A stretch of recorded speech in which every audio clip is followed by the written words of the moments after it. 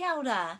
Hope you're going all well with your Māori language journey. Remember to just one step at a time is fine, and particularly with adding new phrases, don't try and do too much at once. It's always good to just really embed a phrase so that it becomes automatic, and that can't happen if you're trying to do 5 at once. So I've got 2 here for you that kind of match each other, and you might like to start with 1 and trying to get used to saying it to yourself or to other people, and then once you've started to get the hang of that one, add the other one in. So this one is katia, katia, katia te kuaha, katia te kuaha.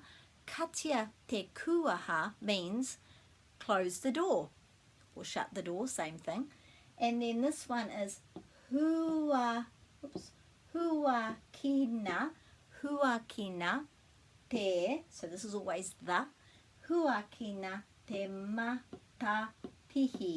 Matapihi is window, so this is open the window.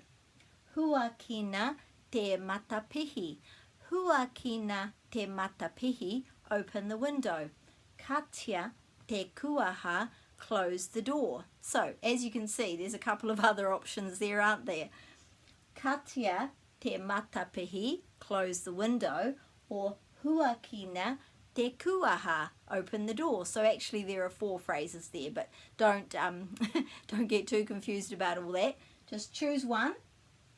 Focus on it for a while, get used to saying it, remembering it, making it come out automatically, and then try another one, and then you can try mixing it up once you understand the meanings of the words. And there are other ways to say those phrases, but this is just one example for each. All the best. Ka kite.